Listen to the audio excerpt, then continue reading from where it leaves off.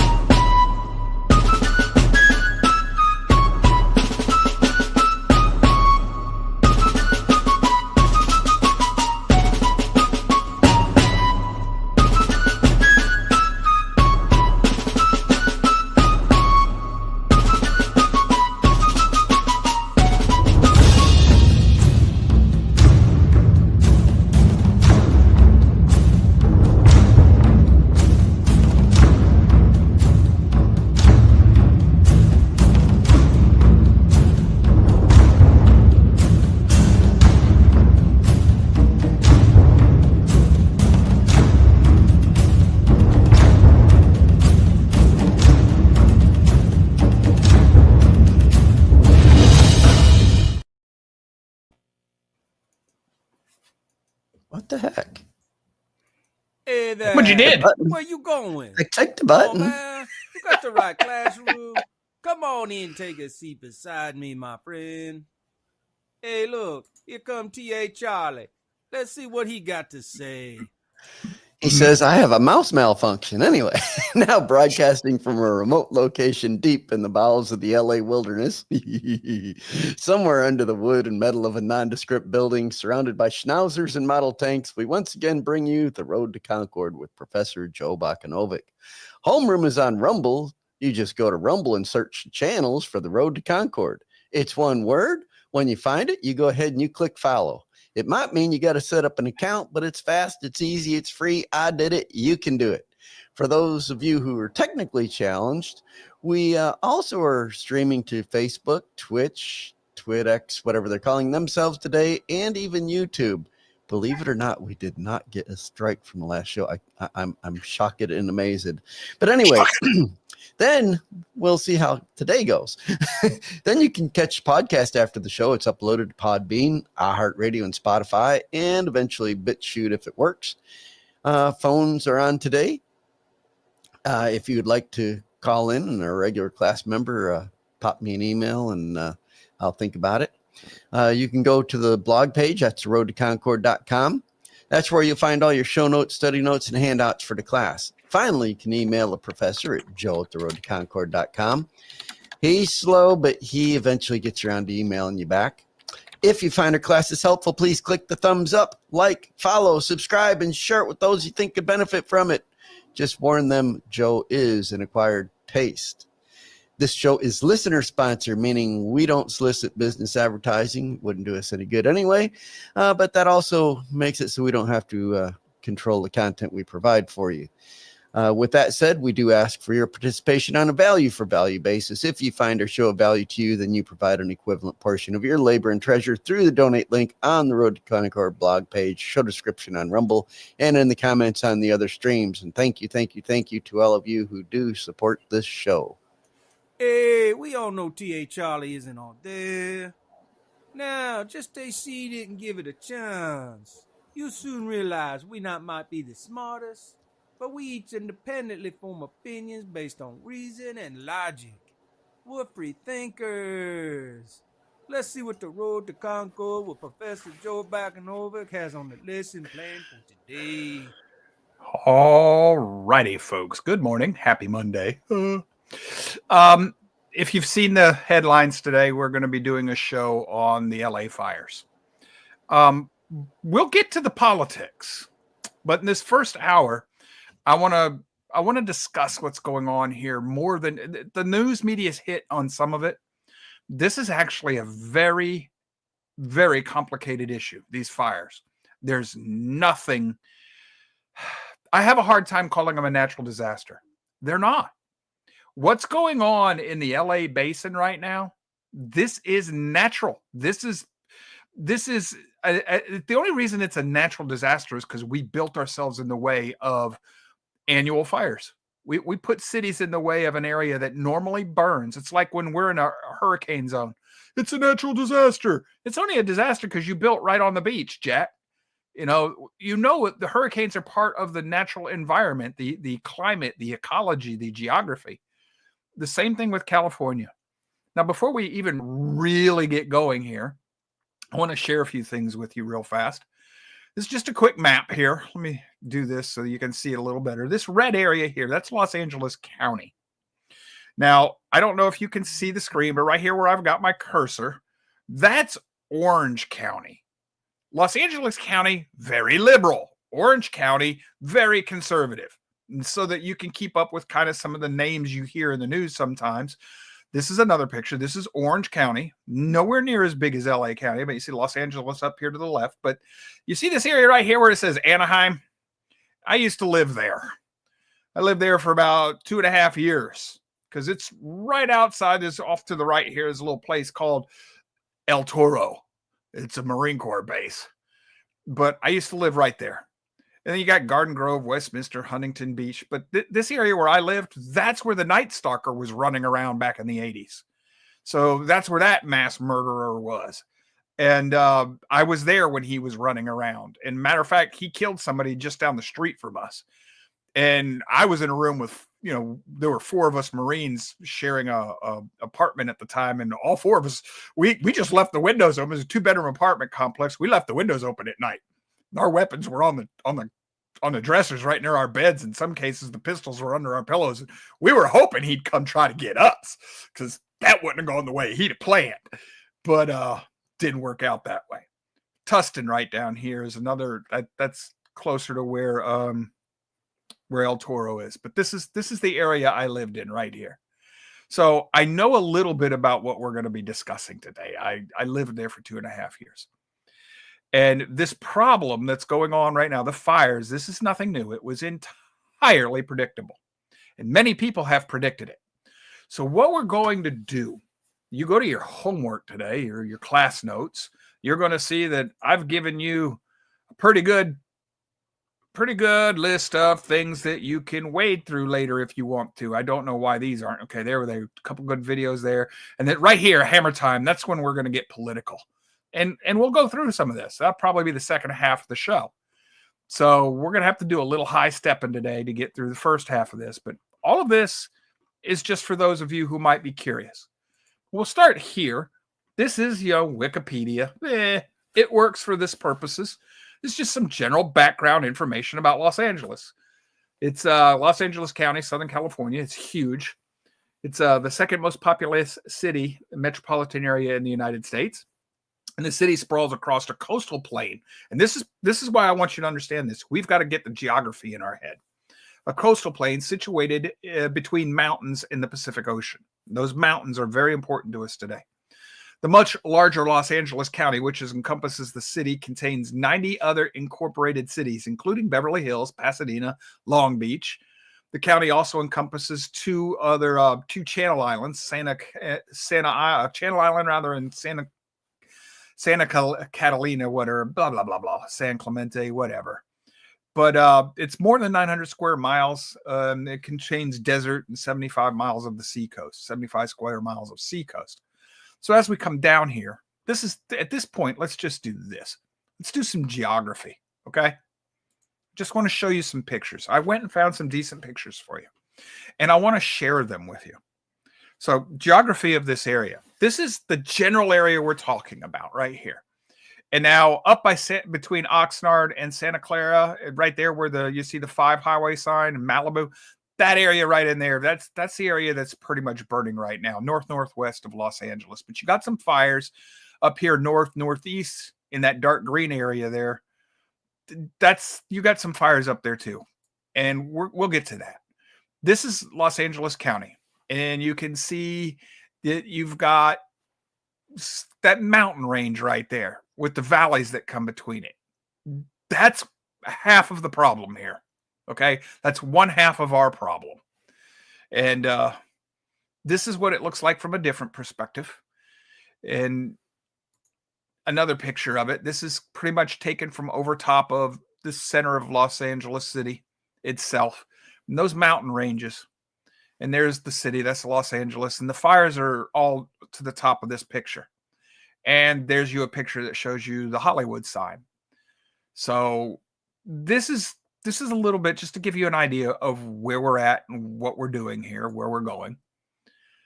I want to come down here. I'm not caring about the character of the city and all that stuff. I want to go to the landscape. Okay, the city site. We're going to read some of this. Los Angeles County this is from Britannica. It says Los Angeles County is a vast and varied geographic entity. It includes a group of inland valleys, a coastal plain separated by low mountains that are interspersed with steep passes, and an arc of still higher mountains and a long seacoast. Nearly half of the county is taken up by mountain chains, most of them running east-west, that have a dynamic history of earthquakes, firestorms, and mudslides. Mudslides. Hold on to that. We're going to talk about that in a bit. To the north and northeast are the massive and sprawling San Gabriel and San Bernardino Mountains. You can go to Big Bear and go skiing just about all year long, snow skiing. So that gives you an idea about how tall some of these mountains are.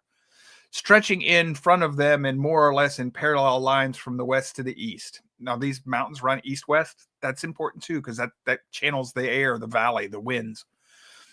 And are the Santa Monica Mountains, the Pueno, there's just all the different mountain chains. These chains delineate the San Fernando, San Gabriel, and San Bernardino valleys. So you got lots of valleys in here. Farther south, running roughly between Orange and Riverside counties, are the Santa Ana Mountains. That's south of LA County. It's a magnificent natural feature of Los Angeles County is the coastline's distinctive beaches, which are attraction millions of sun worshippers annually. And then it's going to go over the waterways. But I want to move us, and we've got the climate. And I've given you a few things in here, a couple of links that you can go for the climate. It tells you, if you want to go back and look at them, it tells you the average temperatures, the average waterfall. Los Angeles is a subtropical or it's kind of like a Mediterranean climate, and it's got subclimates within it, microclimates. This is important because LA's got some really weird weather, the LA basin. You can go from needing a jacket to, a heavy coat if you're on the east coast of the mountains in the wintertime, on the desert side of the mountains in LA County. You hop over the top of them in a quick airplane trip and you just shirt sleeve weather again, all in the same day. But this is a map of the average temperatures, and you see it very rarely 67, 68. So if you're that's usually the coolest it gets. If you're in Florida, that's cool to us, but that's not freezing. That's where a lot of people set their air conditioners in the state of Florida. And that's about how cold it usually gets during the day. All year long. It never really gets above 84 either. So, for those of us that live in Florida and southern parts of Georgia, where the most of our audience is located, this is cool, man. This is great weather. There's your sunshine most of the time. So when it does rain, it's not very often. And then this is your average waterfall. So they have pretty dry summers. Let me see. I don't know if I gave you a different. Nope. We'll get into the Santa Anas in a minute. So we've got to know about the weather of this area. We've got to know about the mountains. They're all going to work together here. But what I also want us to look at is down here, natural environment. This is something most people don't know. Where did it go? Right here. Chaparral. I had to go to a different link. The chaparral. This is a type of vegetation. And they talk to you about it here. This is again from Britannica. This is what I want to show you. This is something I've really wanted to show people.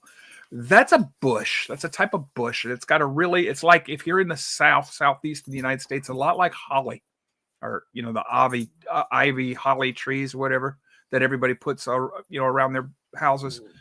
It's got a very leathery leaf. It's very waxy. Well, in the summertime, when this stuff dries out, it burns very easily. That's because there's an oil in this tree that helps it survive the arid conditions. And when it's dry, this is chaparral. And you've heard, you know, the high chaparral. That means it's up on the high mountains. These are the low foothills. And this is chaparral terrain. This is what is to the northeast, northwest of Los Angeles, the city. This is what's causing the problem right now. When you get in very arid conditions, this stuff burns like nobody's business, because the plants, that oil in them, they're already dry, and that oil in them is like, it's seriously, it's like burning. If you went outside and you poured kerosene all over a bunch of bushes that were already really dry and you torched them. This stuff burns, and boy, does it burns quick, really fast. I've also got some other pictures here of this is chaparral. Now, one of the things I wanted to show you here, have y'all remember the story of the Granite Mountain hotshots? Any of y'all familiar with that? This is a firefighting team. Now, they were not, they were in the western desert states. I think New Mexico is where this might have happened. That picture on the left right there, that's a very famous tree that they saved. I think it's a Joshua tree, if I remember correctly. And this is a picture of them right there on the right after they had saved the tree, and there they are again. But there was a very famous incident in this, and they made a movie out of it. And this is a picture of where they died. This team died. They died in a fire. This is a picture of the terrain and vegetation that this fire was in. The fire was coming from the top left corner of the picture. It come up over the top of that ridge line there that runs roughly where the red line is. Well, they started down from that descent point where in your picture here, it says descent point, and they had to deploy right there where it's a deployment site. The fire was still on the other side of that ridge when they decided they had to make a run for it. And they didn't make it. Now, the memorial site here in this picture, that's where they died. This picture is taken from where they realized they had to go. They had to make a run for it. Now, these men are all in excellent health.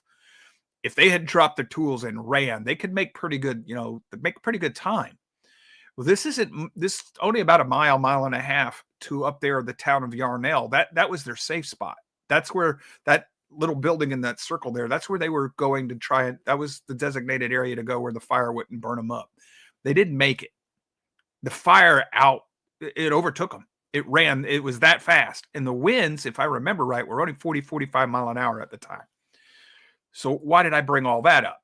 Because if you have this type of chaparral terrain and you come up with winds that are greater than 40 or 45 miles an hour, you got yourself a blowtorch.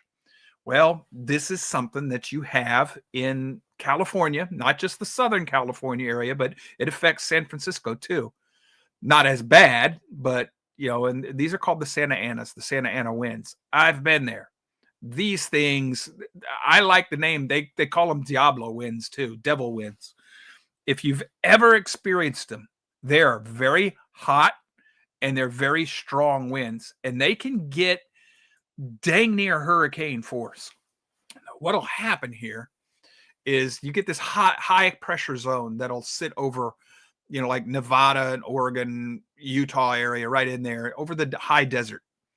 And it sits in there, and the air starts to circulate clockwise. And as it circulates clockwise, some of it starts to push its way down into California. Like they say here, air extends from the mountains and is compressed because the mountains act like a barrier. They compress the winds, and it's warmed, and it becomes less humid. It dries out. This lowers the relative humidity, dries out vegetation, and can fan existing fires. then number 3 here, it says the wind squeezes through these canyon gusts between 40 and 60 mile per hour. This is like a pipe. You know how if you get a smaller exit from a hose, the water comes out harder? That's what this is doing. That's why the mountains are important. They channel these winds. I've been on both sides of this. The Santa Ana's out in the desert. 29 Palms is in this general area on the east side of the mountain ridge. It's not far from Palm Springs. And I've spent a lot of times at 29 Palms, and I've felt the winds out there in the desert. Well, they become the Santa Anas when they come across the mountains and come down through these valleys in the LA basin. And in the desert, 35, 45 miles an hour is not uncommon. When they come through these mountains and valleys, they get up to 60, sometimes 65 mile an hour. That's normal. Now, right now, the news media is telling you they're hitting 85 to 100. That's not the Santa Anas. They are measuring gusts, short gusts, and the media is grabbing onto the gusts, but that's not sustained winds. However, there is something that is causing these winds to become, the winds and the fires right now, to become more severe than they would normally be. And we'll get to that in a few minutes here. But right now, I want to keep explaining the Santa Anas and what happens. When they come through, when the winds come through these valleys, this isn't gusty wind. This is sustained winds. And it's going to be a lot like a hurricane. And the strong winds create turbulence. It gets in the way of flight, and it can make interstate travel difficult. I've been in them. It does. It's crazy stuff, man. Let's see if I got another picture here. All right. We've done the chaparral and we've done the winds. I'm going to take you back to our notes. I'm going to be a little disjointed here, folks. This is very, very, very difficult to put this all together. So I'm giving you an overview. And when I say overview, I mean we're in low orbit overview of the problem. And a lot of this is not being discussed in any depth in the news right now. But there's a drought going on in Southern California. And it's kind of long. It's been a drought for a while. And it's only one explanation of California's water crisis. But they have certain problems here. The characteristics of their water supply, irrigation of the land for different causes. This will give you an idea of the drought. And there's a couple pages here. California's drought is a much bigger part of water crisis. Here's what you need to know. And there's another story here I put in there for you. And California is in a water crisis, yet usage is way up. Officials are focused on the wrong problem, advocates say. And you can read through this if you'd like. There are many aspects to California's drought problem. And the problem in Southern California is going to start here. This is a map of the water basin, the Colorado River. The Colorado River starts all the way up in Colorado and Utah, and it flows down into California, and then, the Southern California, southeastern parts of California. And a lot of San Diego and LA draws their fresh water. They do draw from the Colorado River. And then it finally goes into Baja California. But there are some things that are man-made problems that are causing trouble with these upper and lower water basins. And they're called basins because there's an aquifer underneath these things. Well, I put a quick little rabbit in your homework for you. Here's one of the problems, and there's a story for it. I put a story in there for you too. Why does NSA want to keep its water usage secret? And then the Utah City ordered to provide water records for the enormous NSA facility. And it also talks about data centers use a lot of water, but they don't have to. That story's in there to help show you that there are ways around this, but they're not doing it because they're a little more expensive. But the point here is this. I want you to see the water usage that's going on up in Utah. It's 13,460,590 total gallons or something. It's 1.7 million gallons a day. This is actually it's high. It's craziness. Okay. But look who else. Facebook uses 13. The NSA uses 128 million rather, but this graph shows you the water usage. Now, it doesn't seem like a lot, but when you that's just a couple of data storage facilities using more water than most all of the cities in these states combined. Combined. So you've already got pressure on the water system in California. Then what we're going to have is, I got some more stories for you. And I don't want you don't have to digest all of this right now. I'm just giving you a quick overview of what's going on so that we can really talk about the details of this problem. If you watch TV, there's a movie with Billy Bob Thornton TV show. It's called Goliath. And I think the second season, he's a lawyer in LA. In the second season, he takes on a case about almond growers. And it's the movie makes it look like the almond growers in California are hogging up all the water. And that's not exactly true. It's a bigger issue. But what it really nobody pays attention to in the movie, and the movie doesn't harp on it too much, is it's the money. It's the financial side of this. The almond growers have a bigger lobby group, so they can influence where the water grows more than other agricultural sites do. But you got almonds, and it'll show you about California water usage. And I found another site here, water index benefits impacts, California almonds. So if you're aware of that issue, there's a story in there. But here's another one from the California Globe, and it says blaming almonds for California's water storage is just nuts. Well, right down here, California can learn much from Israel on how to conserve water, manage the drought better. We'll get to that because that's actually very true. Okay, so you've got issues dealing with water and water usage. Here's one of the charts I found for you. Pistachios, walnuts, almonds, they use a lot of water. But pistachios and walnuts, not as big of a lobby as almonds. And then there's stone fruit, prunes, citrus, apples, pears, olives. They all use a lot of water. They over 30 inches of water annually to grow these produce. Here's a chart. This is an older one. This is 2015, 2016. This drought's been going on for a while. And this shows you that in California, agriculture uses about 55% of the water that they use up. Residential, 24%. For watering your grass and plants, 7% indoors, golf courses, 5%, et cetera, et cetera. This chart might be a little lenient on the amount of water the people are using, because you see right here, this is how much water are California cities using. Now that Palm Springs, holy cow, that puppy guzzles water. And then you can see that this is water usage according to the drought. Well, the reason cities such as LA, Long Beach, and places like that are not using as much water is they're under conservation restrictions right now. But this is ongoing. This chart's a little older too. That's Palm Springs. This is on the East Coast, the desert side of the mountain ridges. There should be no green there at all, except in the very early spring when it rains. I've lived in this desert. 29 Palms is about an hour from this place. When you fly into 29 Palms, even in the military, you used to fly into Palm Springs. Now, when they told you we should take a hint from the Israelis, when Israel took over, when the Jews moved back into Israel, it was a wasteland. It was a desert wasteland.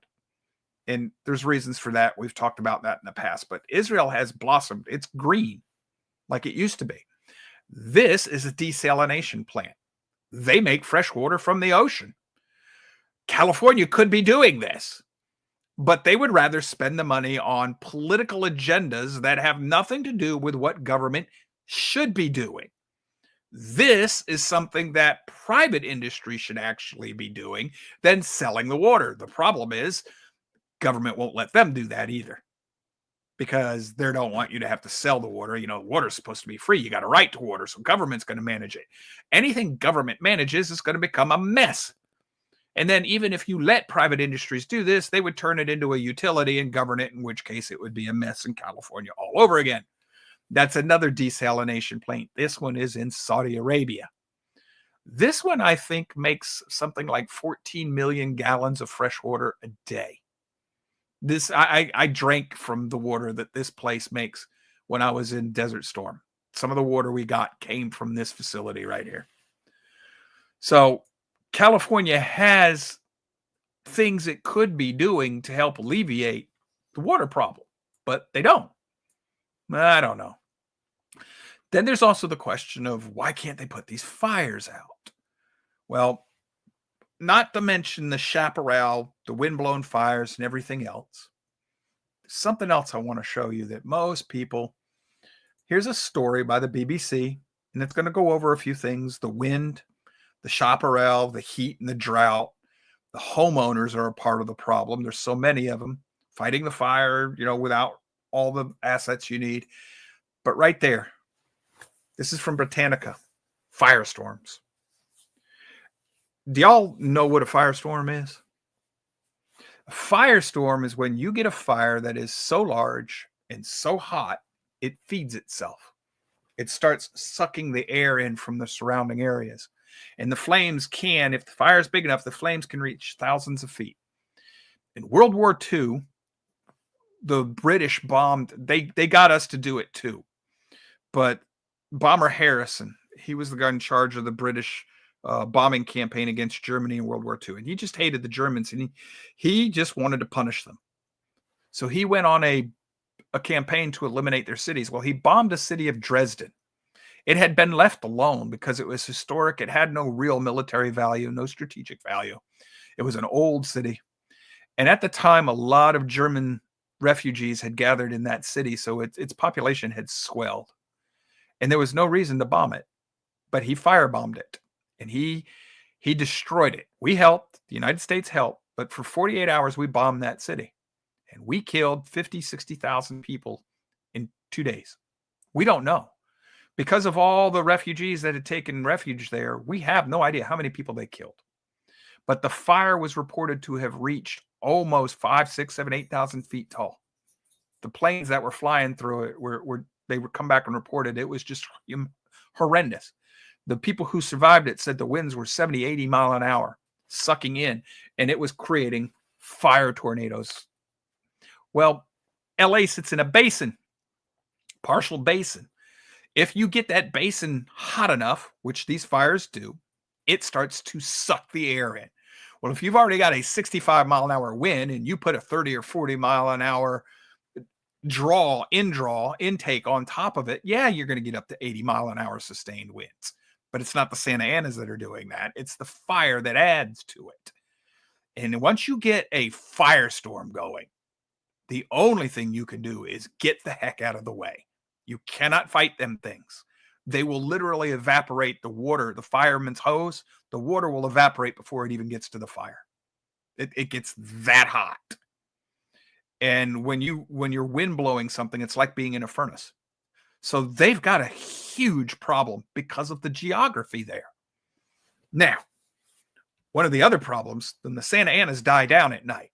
But all that wind pushes into the Pacific Ocean during the day. Well, that builds up a temporary high pressure area in the Pacific Ocean. And I've been here. I've seen this happen. So when the sun goes down, you get a temperature inversion, and all that pressure that was pushed into the Pacific turns around and comes back the other way. And then it blows the fire inland, up the mountains. And in the morning, it'll blow it back down the mountains. And what ends up happening is you have a fire burning in both directions, into the wind and with the wind. And you just can't stop this stuff. All you can do is get out of the way once it starts. So this is the fuller picture of the conditions that these poor firefighters are trying to fight in Southern California.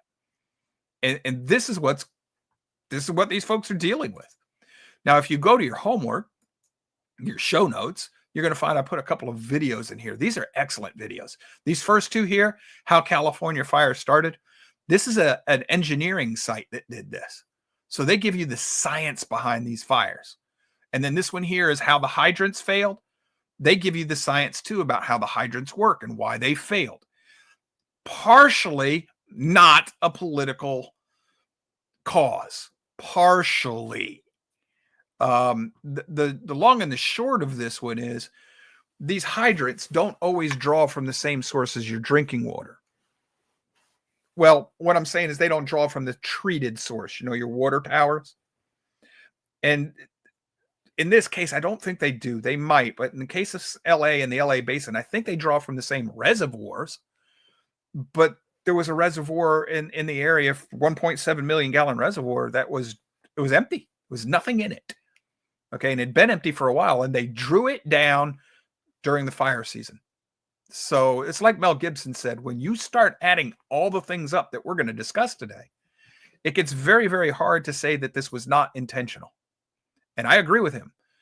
I don't think they set the fires, but I do agree with Mel that they intentionally made decisions that led to the extent of this damage. These fires are a lot worse than they had to be. And these decisions didn't just happen in the last few weeks or the last few years. This is decades going on. But now on these fire hydrants, this was on the local news station. They have million-gallon tanks. They're primer tanks. And they fill the primer tanks from the water reservoirs. And that's what they use to pressurize the hydrant system.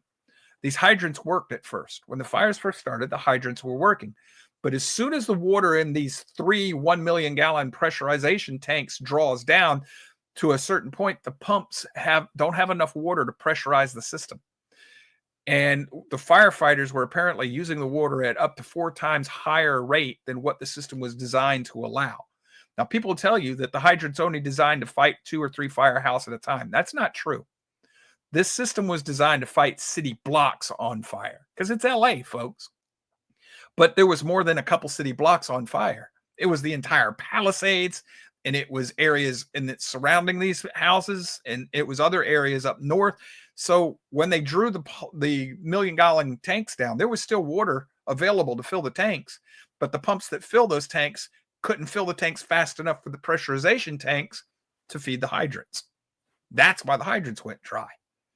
But that's not totally an excuse. That doesn't totally get the locals off the hook here. The local mayor and the governor. Now down here, these are 2 other very good videos. Now this 8th and 9th of January. This is done by a guy named Blanquio. Well, the site's called Blanquio Report. He usually does a lot of reports on airplane crashes, especially small plane crashes, military events like ship crashes and things that are going on with the military. He's very, very good. He's an excellent researcher. These 2 are very good videos as well. All of this stuff, I think these are the 2 longest videos, 15 minutes long. Some of these are only 8 minutes long. You might want to go back and watch them later. It's up to you. Now, this is where it says hammer time. Okay, this is where we're going to start getting a little political. And I'm going to show you a couple of things here. This is from the Gateway Pundit. It says, watch Joe Rogan back in July describing how a firefighter told him a fire would eventually burn through Los Angeles. It's a video. And he recounts the story. This is July of this year. This is nothing big. This is a firefighter from that area, from the LA County region. Folks, anybody who, you don't even have to have lived in Southern California. If you know the geography and the environment, you know this is going to happen. Has to happen every year. One of the things I forgot to tell you, chaparral, the ecology, the way the environment works, the plants, they have to burn. It must burn. Okay, now it usually burns every 10 to 20 years. It usually, once it burns, it takes about 10 years for it to fully come back. It has to burn in order for a lot of those plants to germinate and reproduce and spawn themselves again. The high chaparral up in the Sierra Mountains, where the sequoia trees and all are, it has to burn in order for the pine cones to open up and to get more pine trees. So the ecology in this area, Yahweh designed it for fire. Okay, it's made, fire is part of how everything grows. So you don't want to stop it. If you're gonna put people at risk for a schmelt, then you can't clear the brush because you're gonna kill all that ecology. And even if you did, people will say, well, clear the brush around the houses and and all this other stuff, and they'll talk to us about you remember the pictures I showed you earlier in the show, how all that chaparral is in the mountains right north of LA. Well, if you clean that off, well, look, no fire. Yeah, you're right. Now when it rains, you're going to get mudslides, the likes of which you have never imagined, because that's loose soil up there. And if you've ever been in the desert, man, when it rains in these areas, it rains and you're going to get mudslides. And the mudslides are just going to wipe out the whole northern part of the county again, or, of the city area, because it'll just flow right into the roads and the houses and where everybody lives. So this is a danged if you do, danged if you don't story. And it's not hard to predict that this was going to happen. But still, there are things that can be done, and we will get to those. So you got that story. And then you have here, just 3 months ago, Trump talked about California's water problem and wildfires on the Joe Rogan podcast. This was a different show. So these things have been predicted. And it's nothing new. It's part and parcel of the region. They happen. Now we go here. This is what irritates me. This video, I can't play it yet, but if you were to watch this video, you will find Gavin Newsom boasting about some of the things that he did as governor. And one of the things he's boasting about is returning water to certain areas so this smelt can live. They've taken down dams, they've emptied reservoirs, and the steelhead trout are returning to these lakes and rivers and everything. Okay, that's not a bad thing. I get it. I understand. But there are other stories here that he's boasting about things that he shouldn't be boasting about, because they led directly to what's going on right now, to magnifying the problem, making it harder to mitigate the destruction. Now, I've already told you, you can't stop it from happening, and you can't, but you can mitigate it. You know what that means? Make it less than it otherwise has to be. Let the brush burn, but keep it from getting to the houses. That's how we should be doing this, and it can be done. Now, Democrats reached the Republican pounce phase of the LA wildfire stories. And that's politicizing it. Part here is this all began in 2009 when the California Department of Fish and Wildlife deemed the longfin smelt to be threatened under the state's Endangered Species Act, or whatever. Actually, it began way before then. When I was living there in the mid to late 80s, it was the kangaroo mouse. You couldn't do anything with the brush, the chaparral, because of the kangaroo mouse. So, and when I say that I don't want to, I just told you I don't want to burn away the chaparral away from houses. No. But what they did with the kangaroo mouse was, if I've got chaparral right up against my house, I couldn't remove that because of the kangaroo mouse. I build a house in this area. I need to be able to move that brush back at least 100 feet, 50 to 100 feet off my property line. I need to be able to clear my property around my house of that chaparral. Well, they weren't allowed to do that. So in a lot of cases, you got these very dry brush bushes with that oily leaf that's just waiting to burn, sitting right up against somebody's house. And the state's got laws that will take my property away if I cut that bush down. So I'm just begging for my house to burn the next time the wildfire starts. And that's what happens. Now, that's man-made. That's intentional. But as for this smelt, here's a story that claims the infamous Delta smelt fish has not been seen in nearly a decade. California allowed its cities to burn to the ground over a fish that they can't even find anymore. Whether or not that's true, I don't know. I read the story. They claim it's true. It is the Gateway Pundit. That is a right-wing, politically oriented source. But, in this case, I think they were citing a Reuters story. I don't know, folks, but I do know this. I know that they found eventually that if you cut that brush down, that little kangaroo mouse just moves on to another place. The brush wasn't necessary to the kangaroo mouse's survival, is the point. But they've done things that keep you from being able to mitigate lessen the problem. Now, let's get into the things that can be done before we get into the real political side of this. What could actually be done to deal with the problem in a responsible manner? Well, here's the first story for you. This is from TFPP Wire. Company monitoring the LA power grid releases stunning data showing what happened just before the fires started. This is key facts.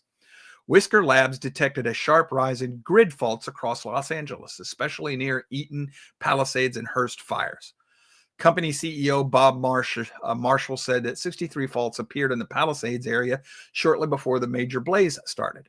Over 12,000 homes and buildings have been burned, and at least 11 people have died across the county. This is an older story, a couple days old.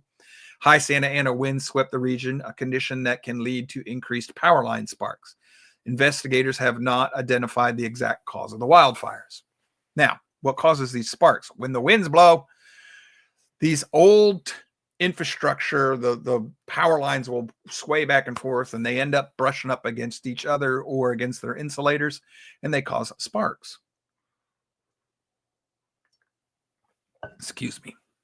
So they cause sparks, which if you're sparking in the chaparral in the middle of the fire season, that's just like lighting a match on a piece of, if you've got a dead pine forest in the southeast where we live, like we do here after Hurricane Michael, when it's dried out and you got all the pine needles and you got the pine wood that's turned into lighter, y'all should know it just takes one little spark. You got a forest fire on your hands. That's what they've got a problem with. This is a known problem. So this is a story from January 12th. Billion-dollar power company investigated over aging gear, possibly fueling LA fires. The rest of the story here is the $25 billion utility reported finding a downed conductor at a tower near where the Hearst fire began. Winds probably damaged that. Aging infrastructure. The Hearst fire has burned over 800 acres and is now nearly 90% contained. Edison's market value plunged by $5.73 billion over the past week. That's because the people, in part because the people who draw their power aren't going to be there to use it, and they're going to be liable for a lot of this, and because they're going to have to rebuild their infrastructure. Investigators have observed hundreds of power grid faults in fire-hit areas just before ignition. At least 16 lives have been lost. 180,000 people have been evacuated as wildfires rage across Los Angeles County. First thing I want to explain to you. One of the reasons that this is not, oh, it's the greedy power company. No, it is not. No. This is the first place where political decisions based on an ideology, which is anti-free market, anti-property rights in basis. In other words, the people who have been running California, at least since the late 1990s, are communists. They call themselves Democrats. They call themselves progressive. They're communists. Environmentalism is the way that these communists have been restricting private property rights and land usage since at least Theodore Roosevelt's time. Teddy Roosevelt. You're calling Teddy a communist? He was a progressive. So yes, I am. Socialists, secular humanists, whatever you want to call them. Man as God, government is our new God, that type of crap. Government can manage everything right down to how many squares of paper you're supposed to use to wipe your bottom after you've gone pop, So what they've done to these power companies is they've told them you can't build new power plants unless it's solar and wind. There are a lot of problems with that. I don't want to get into it today. You're not going to replace coal and natural gas with solar and wind. You're not. Period. End of story. If you're going to sit here and try and tell me you are, congratulations, you're in a cult. They won't let them build new nuclear plants. So these power companies, and they're shutting down the coal. They're raising the cost of making electricity. So these people, the power plants are struggling to begin with. And then what happens is California tells them what they can charge and what they can't charge. Price controls. So the power companies don't have the profit margins that they need to do the work they're doing. They're struggling just to stay alive. And, people tell you, oh, no, that's not. Yeah, it is. Yes, it is. Okay. They're trying to put these, what they call fossil fuel companies, out of business. They'll tell you that power plants there are just too dangerous. Well, they've got a San Onofre power plant that's just above San Diego. They've been using that for decades. They've had earthquakes there. Nothing's ever happened to that because it was built properly. Why don't we use more nuclear power plants? See, they don't want to. Because the political ideology behind this, if you have cheap, abundant, energy, it's harder for them to control you. They can't do these, push you into these 15-minute cities. They can't restrict your ability to grow past their controls that monopolize all of the big industries in this country under their control. They can't control your ability to innovate and to produce. and to get free of their government. They can't control you. So they don't want you to have cheap, free, abundant energy. Cheap and abundant, affordable and abundant. So that's part of what's going on here. And you can argue with me all you want. I know this is a fact, and I can prove it to you 7 different ways to Sunday. Now, here's another one. Why isn't California using more prescribed burns to reduce fire risk? This works in the northern part of the state and in the high chaparrals. Doesn't work around LA. That's because if you burn down the chaparral and you don't replace it with something that can be sustained, which you're not going to be able to do, that's not how that the ecology works, then you're going to have mudslide problems. And that's going to cause even bigger trouble. You also have red tape, and it strangles the California's management. A lot of these, Adam Carolla has just pointed out that a lot of these Hollywood stars are about to run into this when they start trying to rebuild. And this little lowly, barely making minimum wage person in the permits office is going to tell this millionaire, snooty elite people pound sand. And they're going to find out that their money won't necessarily buy them what they want unless they bribe those people. So that's going to be interesting to watch. But the red tape gets in the way of doing things they need to know, that they know they need to do. But now this is the one I never hear anybody talking about. This is the one right here. We live in the hurricane area. I have to build my house in part to sustain the hurricane. But we don't do it any better here than they're building for the fires out in California. In my state, you shouldn't have 2-story buildings, not unless they're going to be built with steel construction under commercial standards. Houses should be 1-story, cinder block or brick only, with low-pitched hip roofs. In other words, you got sides on each one with a 1-foot overhang and no more. If we built all our houses that way, we'd have very little hurricane damage, even in a Cat 5. The only houses a Cat 5 is going to bring down are the ones that get caught by the storm surge, because there's just no way to build to withstand storm surge. Not like that. So if we built properly, we wouldn't have as much damage in the South here from hurricanes. So about all these apartments, Natasha, yeah, they're building tons of apartments in this area that the next time we have a good 2 or a 3, those apartments are going to come apart like tinder block. Okay. And lots of foreseeable. It's going to happen where I live. Well, they know how to build for fires. This is this old house, how to build a fireproof home. And I think this is the one I really wanted to show you. I got 3 links up there. Fire resistant building material, 9 ways to build a most fire resistant home. Because fireproof is a joke. You're never going to do that. Different foundations will help. Armor your roof. Different types of materials. Your roof should be made out of, if you live in Southern California, you should have a metal roof, a terracotta roof, which incidentally is how everybody living in Mexico for hundreds of years built their houses. Terracotta roofs with real heavy-duty stucco walls, okay, on the outside. And if you're not going to have the terracotta, you should have slate. Now, they'll tell you fiberglass shingles. Nope. Fiberglass shingles still have asphalt materials in them. If it were me, metal, terracotta, which is a form of clay, or slate shale roofs. That's it. Choose a sturdy siding. Cinder block, brick, or real stucco. Not this spray-on stuff you got to put on with a trowel. A minimum of a 1/4 inch concrete between the outside of the building and the next layer. And we're down here in the South, we have to wrap our houses in moisture proofing. What they should be doing up there is put up the walls in wood if you want, whatever. But then you should have an outside thermoplane, a layer of fire protection. Okay, it's just a little sheet. It looks like a sheet of plywood. It's thin. It's insulation material.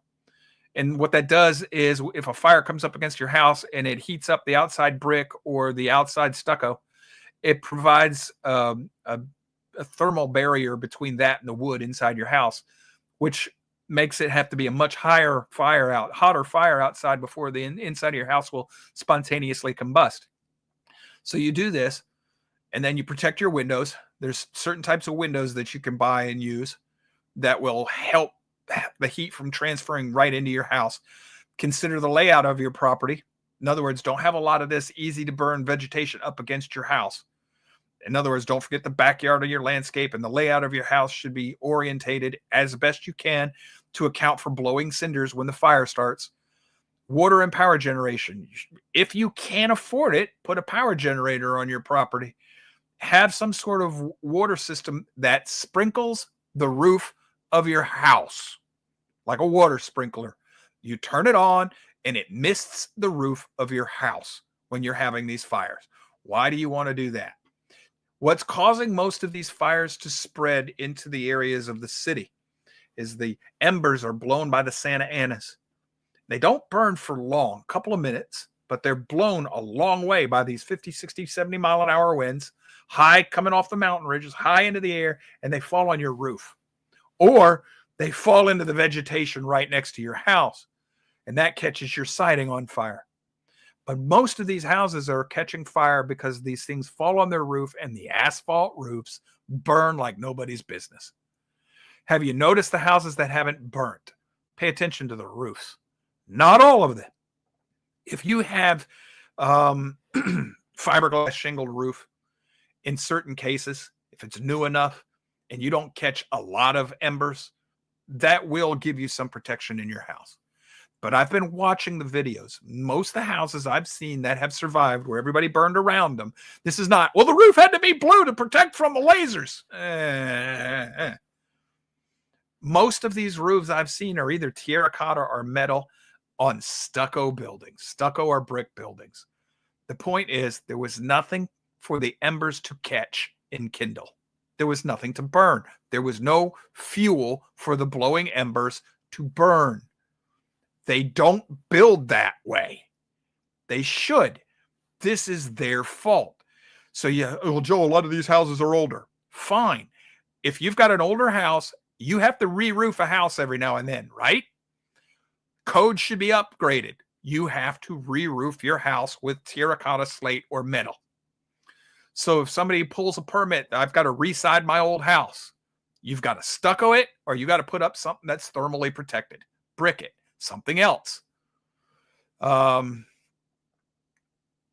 See, rumors are that a majority of these fires are also started because of the smart meters that are placed on the side of people's houses. No, the smart meter is just like any other meter, Mr. Quest. That's not going to start the fire. What's starting this, unless you're out there and you see it, well, you live in southern Georgia. You've probably been in really rural parts of Georgia, older parts of Georgia, where you see the lines come from the power company's main line to the pole that goes into your house. A lot of times when they put those things up originally, years ago, they didn't separate them enough. They didn't keep them far enough apart. And what's happening is that the different wires that are involved here will arc. And also what'll happen is they're not replacing the insulators from the telephone poles to that hold the line. They're allowed to bounce. And as these insulators get old, especially the ceramic ones, not glass, but the ceramic insulators, which were cheaper than glass, and they've been going to them, those ceramic insulators deteriorate over time. And there's a metal pole underneath them. So if they're allowed to bounce all over time, the wires start contacting the metal inside of the insulator, and that causes sparks to go out. It only takes one of these sparks, and the spark is actually a piece of the metal burning off of the insulator. And eventually what will happen is that insulator collapses and the line will fall to the ground. That's what's causing a lot of these fires. It's the power grid. That's what they've been blaming on the northern fires now for decades. And I have looked into it, because at first I didn't believe them. I thought it was all arson. But you have to understand that prior to these fires, they had done studies, and 54% of all fires in the LA region, the LA County basin, are started by the homeless. 54%. You got 8 fires right now. The odds are that 4 of them were probably started by homeless people. Not necessarily, but the odds are several of them were. But you got people running around. Did you see the story of the man running around with he had a butane torch in his hand, and he was lighting Christmas trees and garbage cans on fire? And local residents detained him, zip tied him, held him for the cops. Cops took him. He was free less than a day later. They said there was no motive. They couldn't prove he had any motivation, that he wasn't running around setting fires. There were dozens of witnesses who ran the man down and captured the citizen arrest because they caught him doing this. And they even showed the cops the fires he was setting.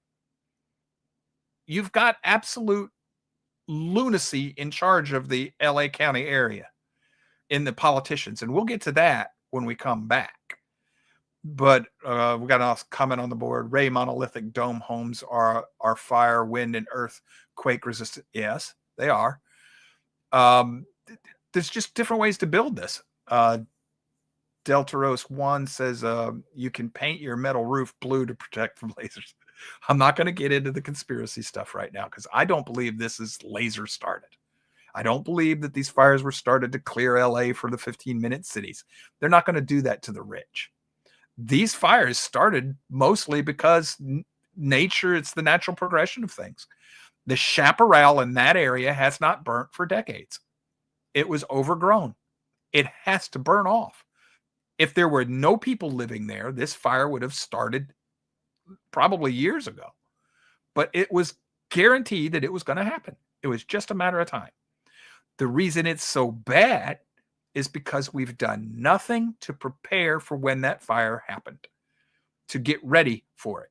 Think about what would happen if all these houses were made out of wood or terracotta and they had a sprinkler system on top of them. Not like you're watering your yard. You don't need it that way. Heck, you really don't need anything other than something that goes along the ridge cap of your roof that just sprays water down the roof, that just runs water down the roof. Literally, if you've got a metal roof and you had a pipeline underneath it with spigots on either side that just sprayed water, you know how the metal roofs have channels and it sprays water to the channels and the water just runs down the roof onto the ground next to your house. Look what that does. No embers on the roof are going to burn and the water drips down to your house, creating a natural water barrier break. But you have to have water for these houses to use. Well, 1.7 million gallons will go a long way in this case because you're not using any more water than it would take to water your lawn, but you're protecting your house with it. But you've got to be able to feed that water for the that water usage in the affected area for the I know he was joking, Natasha, but you'd have to be able to feed the water usage for a couple of days while the firefighters put the fire out in the hills. This can be planned for. And they had the money to do this. They had the money to plan for it. They didn't. So we're going to go take a 6-minute break. When we come back, it's hammer time. We are going to hammer the politicians when we come back. They don't, and the celebrities that are, set up a GoFundMe. No sympathy for you people. You've been voting for this for decades. You've been spending your money to advocating for these policies. You've been championing this. No. I'll have mercy for the people stuck there. No sympathy. I'll grant you mercy and forgiveness for your stupidity, grace. But you've been voting for this too. You've allowed this. We're going to discuss the ugly truth when we come back in 6 minutes. See you then.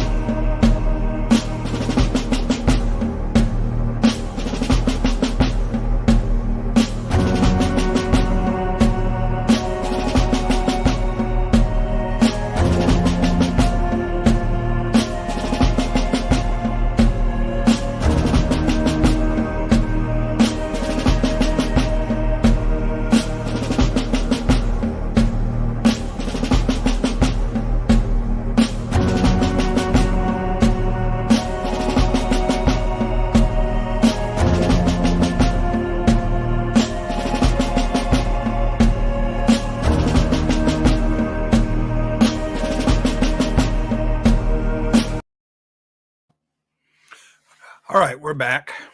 We're going to just pick up where we left off here. I've got a series of stories. They're in the show notes for today. This first one is by The Blaze. This is LA wildfires point to a long list of failures by California authorities. And it goes through a lot of this, but one of the things I want you to see here, the current LA mayor, Karen Bass, people forget, or it hasn't been brought up, unless you're local, you didn't know that. She ran on a platform of more migrants, less hydrants. Yeah, her political platform was to do away with hydrants. She wanted less firefighting. And that is one of the things that's going on. They're all about the migrants. They're not migrants, folks. They're illegal aliens. And this is from the Gateway Pundit. Newsom, woke policies, nonsensical climate strategies exacerbated the California fire disaster. And they'll even tell you down here, claims about failing to fill reservoirs for hydrants are substantiated and result from two sources: infrastructure and demand issues, as well as mismanagement of water resources.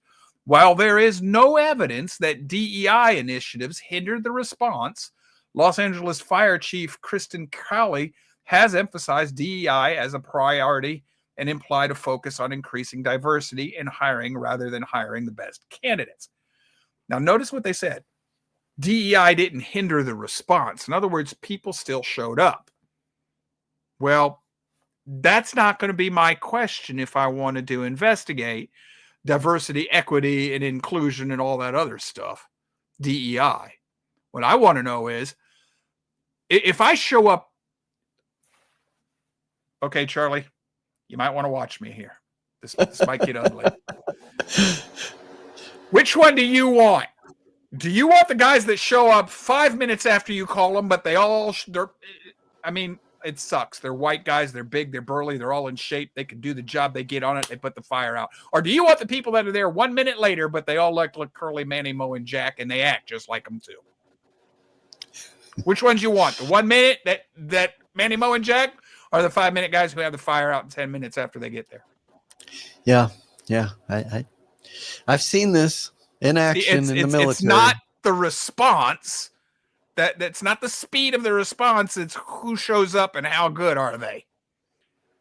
For some of my Army buddies out there, well, you know what? I won't pick on the Army. I'm going to pick on the Air Force. You can pick on the Air Force because we're doing that in spades in the Air Force. And also, you can see this in sports today too. Oh, yes. But now in Vietnam, there was a little battle called Da Nang. Da Nang got overrun. It was an airfield, primarily Air Force airfield. Yeah. The Air Force people ran around like chickens with their heads cut off, and they pretty much got killed.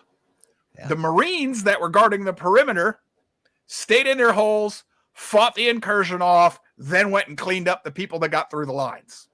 Not many casualties. We were both there right on time, right on the spot, man. Everybody started to react right away. Which team you want to be with? The ones that were trained for the job and capable of doing it, or the ones who were trained for a different purpose? I'm not degrading the Air Force personnel there. Their job is not ground combat. Yeah, we don't do defensive deer field well. So if you show up as a firefighter whose primary job is looking diverse, both in your ethnicity and your sexual orientation and political orientation, or I don't care what skin color you are, you're big enough to carry a 200-pound man out of a fire by yourself, which team you want showing up? I want Team Burley. Yeah, so do I.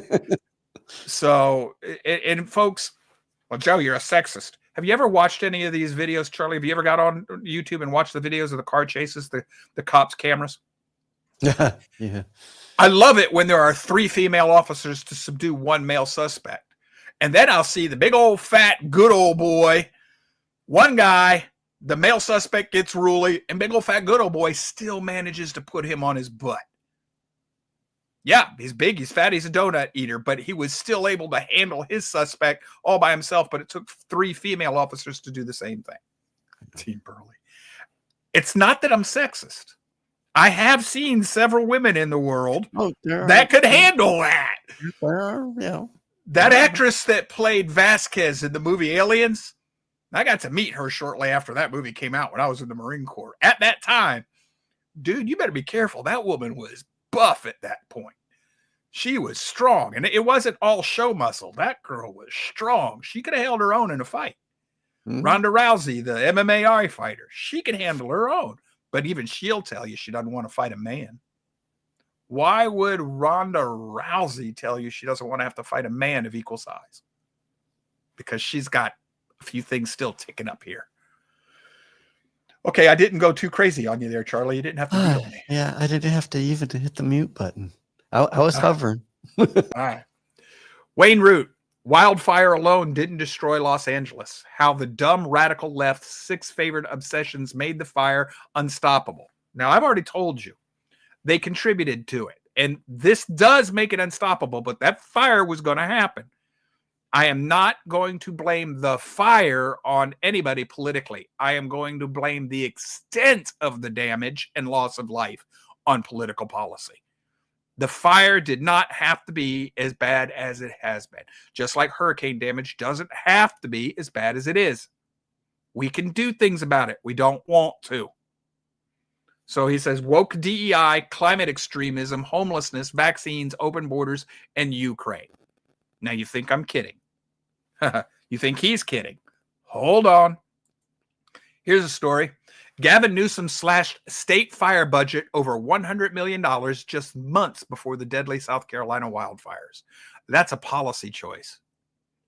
Before the government of a state spends money on anything more than fire and police, those two things need to be fully funded, because those are the primary purposes of a state. In our current situation, then maybe the National Guard, the state National Guard. Then you can worry about all your other pet projects. No. They want money for these illegal aliens. And that's where they're spending a lot of this, that and on the homeless. This is another story. LA officials complain there aren't enough firefighters after firing hundreds who refused to take the COVID vaccine. So because of that politically correct, you've got to be jabbed or we're not going to hire you, they're understaffed. You know who they largely fired there? White, heterosexual, Christian males. Because that is the bulk of who the firefighters were at that time. Males and females, but for the most part, males. And for the most part, the sociologist in me has checked this.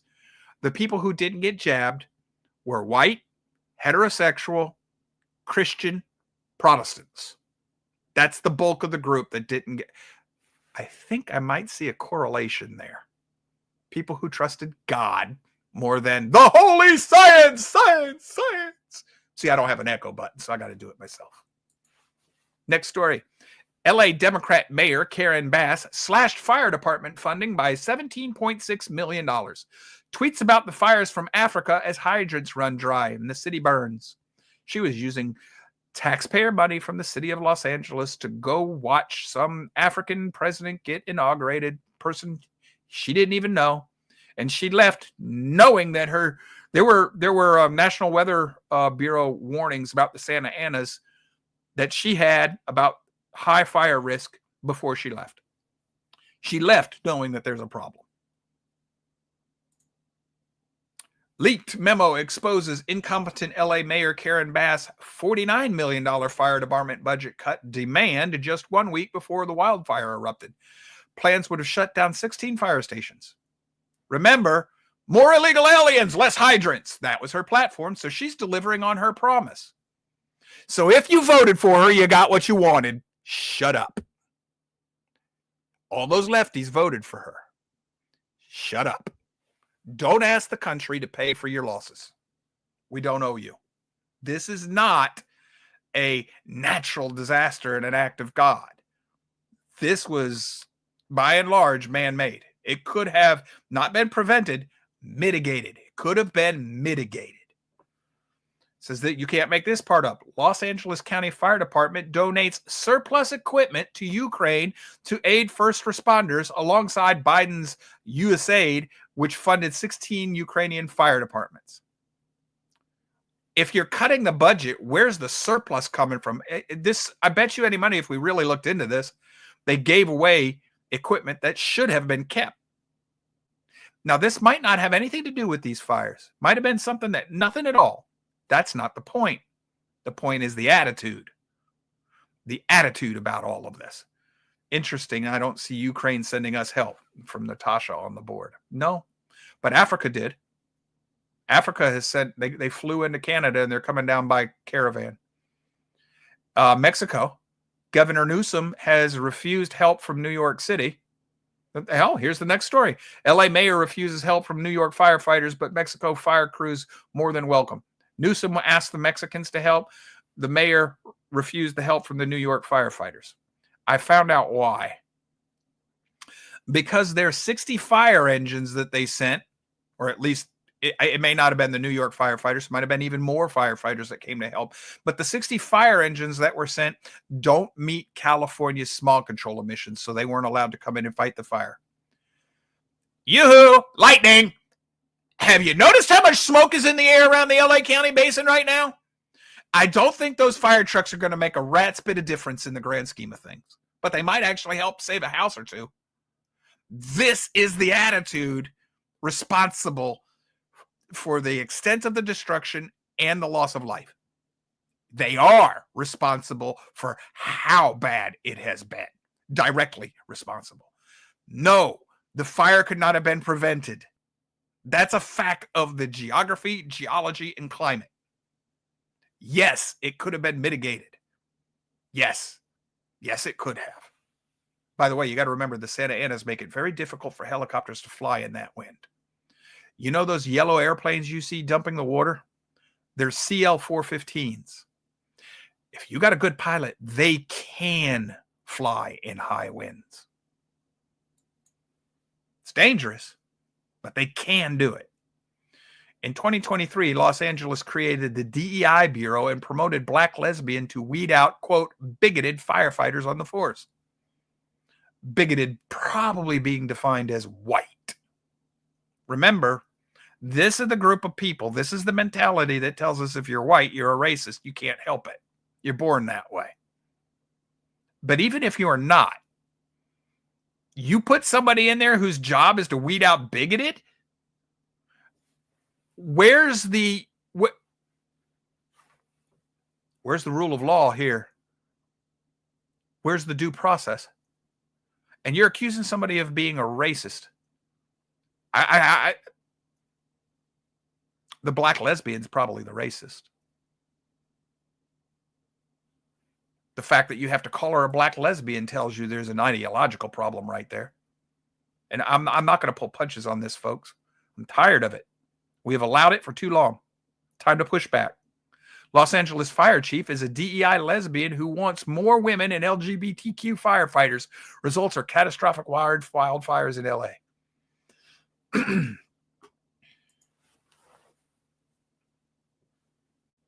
Have any of y'all,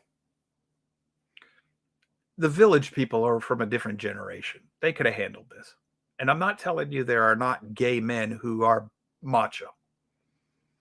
But the ones I've seen that I've been around my life, at least the ones I know about, they often fit the stereotypes. They're not what I want running into the fire to put the fire out. These women, have you looked at them? That's not muscle. They're not beef and burly. You know, we call them butch, but that's not muscle. And most of them, it's not muscle. I don't want them running into the fire to put the fire out. I can't help, every time this comes up, I can't help but remember the time in Desert Storm. In BC, if you're listening, you weren't there. I don't know if you ever heard about it, but it happened. We were on the ground. You know, I was a tanker, but we were dismounted and we were running while we were under mortar fire. And one of my Marines fell in front of me. He's a couple inches taller than me. I was a little heavier than him at the time, but not by much. When you're wearing your combat gear, if you're 6'1" like this guy was, and you're wearing 2 flak jackets, you're carrying your weapons, your ammunition, all your combat gear. He weighed 250, 260, might have even weighed a little more. because we were all carrying double combat loads, ammunition. So he could have been up in the 270 range. I remember as I ran by him, I took my weapon from my right hand, put it in my left, reached down, grabbed his web gear, because at the time we wore what we call the Y straps on our rigging, our web gear, you know, the big canvas belt with the different suspenders. And I remember grabbing him by the back of his web gear and just snatching him to his feet to a dead run with me. Boom, one arm. Yes, adrenaline had a lot to do with it. Yes, I was in a lot better shape at that time. We had 2 females in our unit. Both of them were about 135 pounds.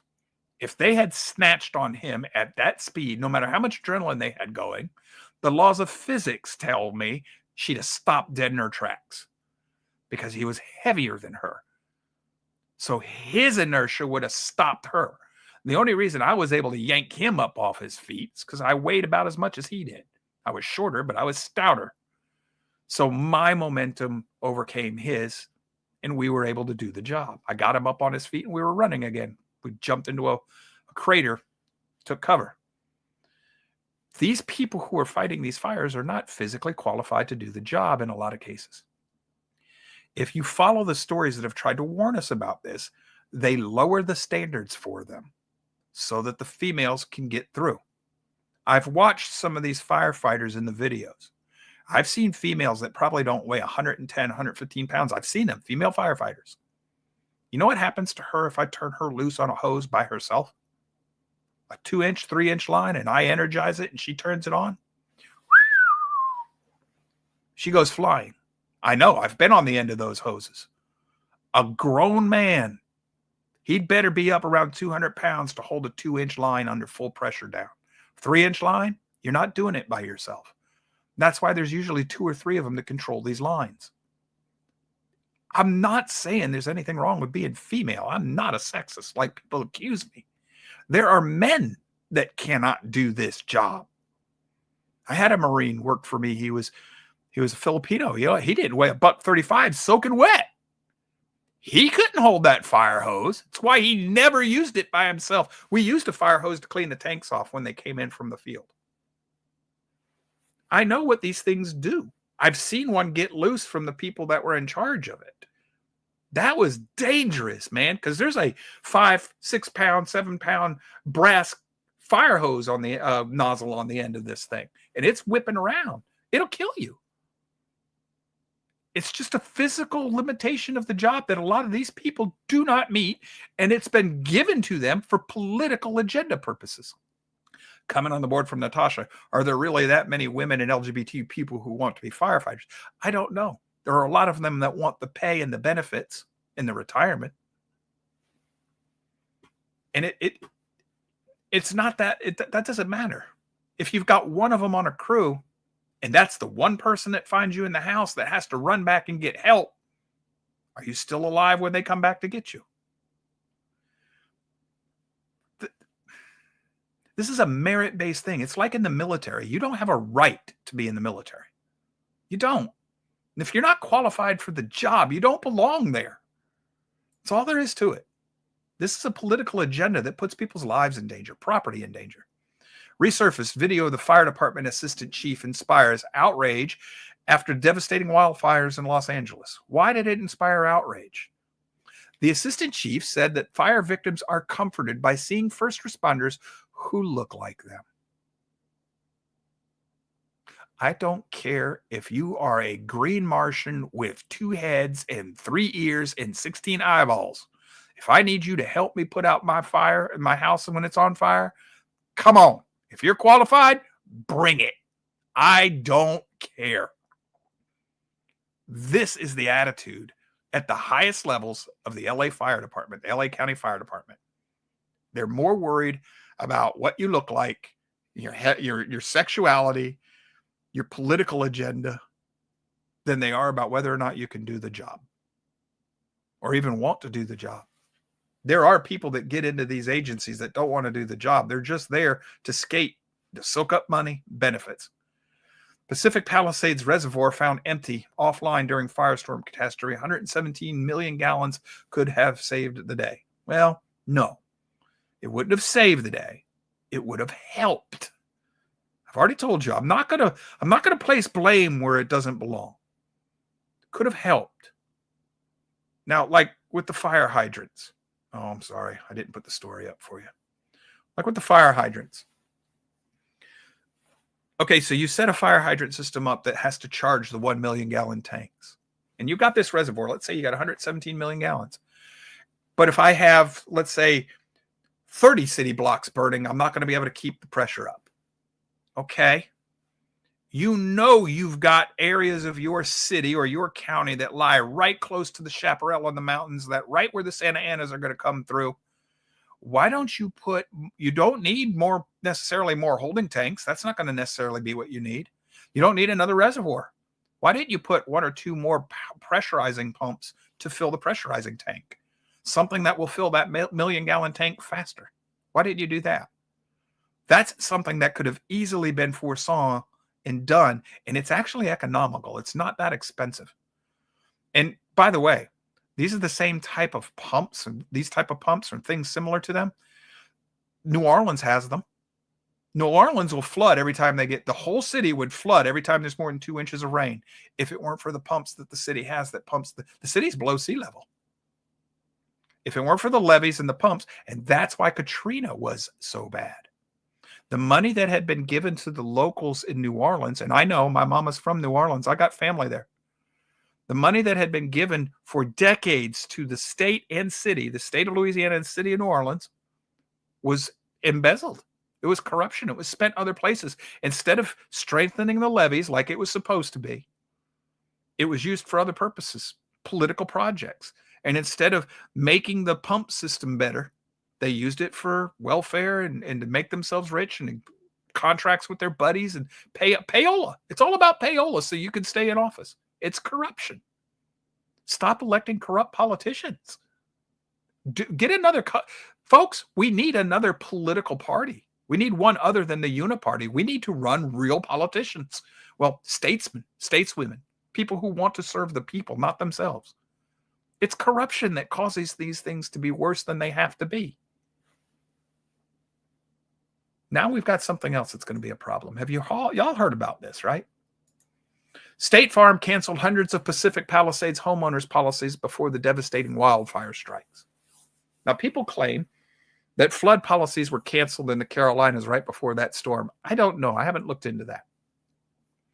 And they're trying to find a conspiracy here. There's a reason, and it wasn't just State Farm. There's a reason these insurance companies are canceling these fire contracts and pulling out of Southern California.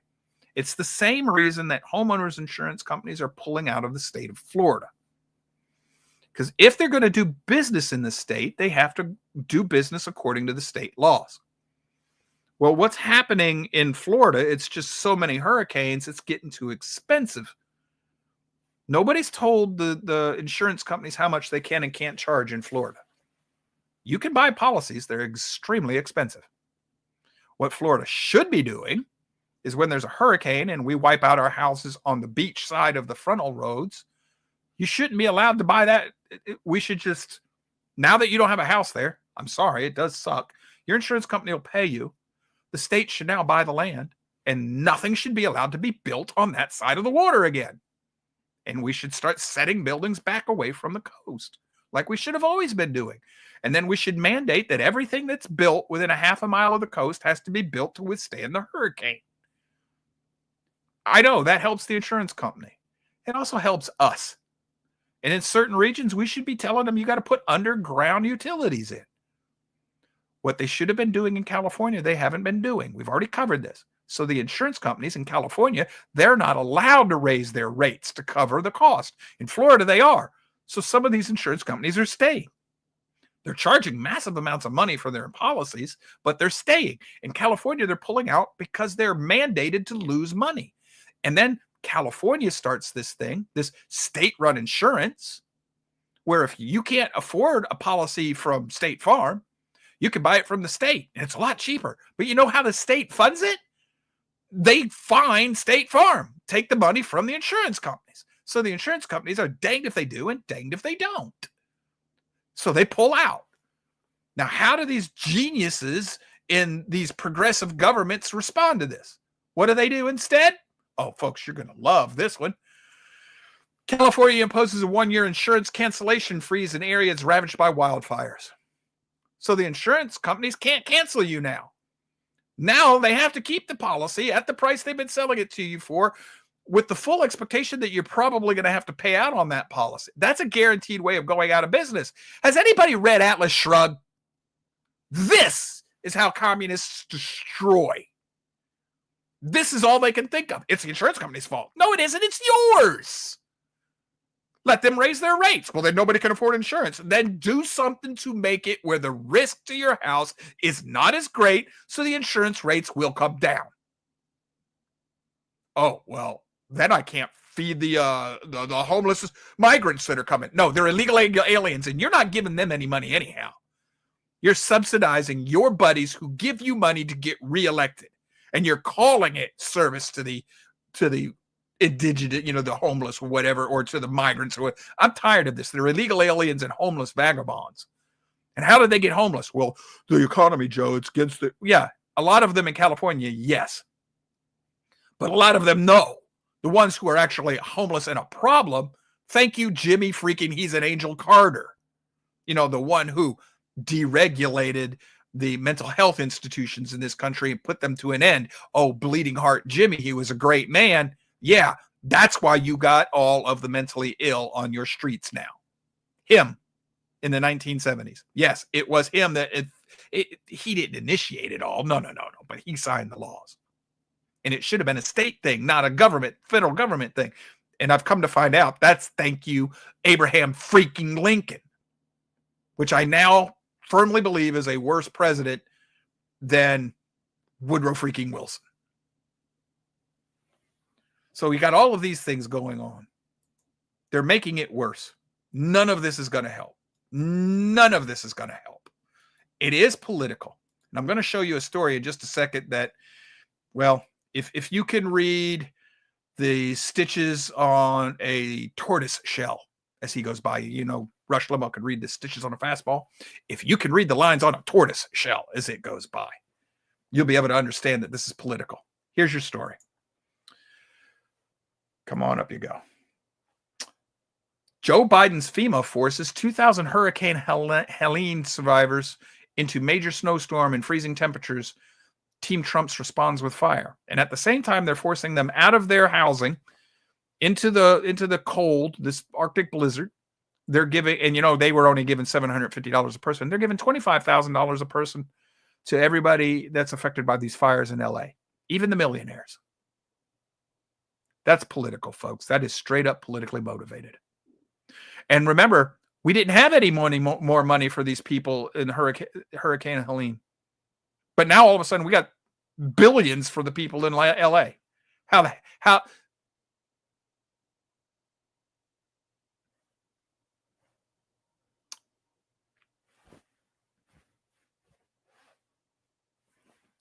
it's political. It's intentional. It's on purpose. And I love this. This falls under Yahweh will not be mocked. So a professor at the University of Missouri posts a vile message to actor James Woods in the midst of devastating fires. She calls it karma calling because he thought he was going to lose his house.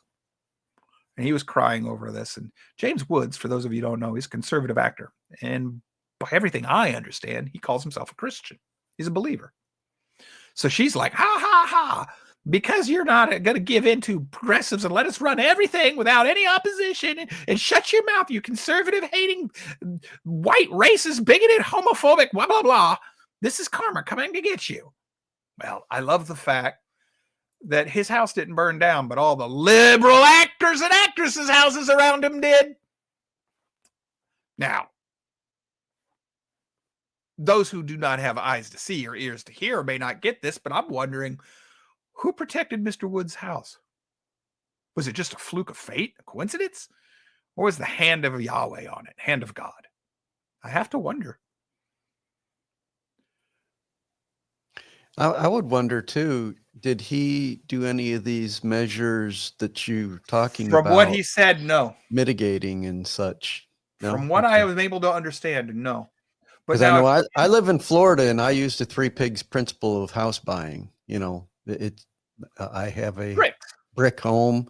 I have a metal roof. Mine's actually a hip roof, like you were talking about, Yeah. and all that. And I actually, I'm not in necessarily a fire danger zone, but I'm cognizant of that because wildfires have got within a mile of my home. So I'm cognizant about what's around my home and things like that, so. Well, BB and I live in a house that was built by Northerners. So it's built for snow. It's Yeah. wood construction. It's up on blocks. I mean, it's the worst thing in the world for a hurricane. Yeah. But I'm 35, 40 miles from the coast? Yeah. You're far enough inland. I'm not supposed you're to not... expect anything more than a Cat 1 hurricane, which this place would hold up to. Right. Now, Michael was weird. I was in the eye wall of a Cat 3 hurricane when he went through, and yeah, we got beat up. Oh, yeah. Now, we do have fires here. You had one that got within a mile of your house. We had one that was literally in our backyard. Yeah, literally in our backyard. Now, if you see where my house is, there's nothing around my house that's going to burn, is there, Charlie? No, there's nothing. So all I have to do, and my house is self-contained, and I got a generator that'll run my pump. So all I have to do is sit with the garden hose, and if the embers fall on my roof, just spray it down, because there's nothing close enough to me that's going to take the oxygen away from me or kill me from heat. Right. So, and when I moved in here, that was the first thing I did. Is I had a buddy of mine come over and pull down the trees that were too close to my house. Yeah. And that's why none of them fell on the house during the hurricane.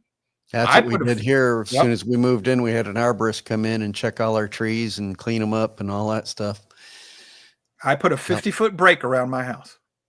Yep. So, but now if we're going to get back to this, you might want to hang on, Charlie. Don't run off anywhere. I want to show you something.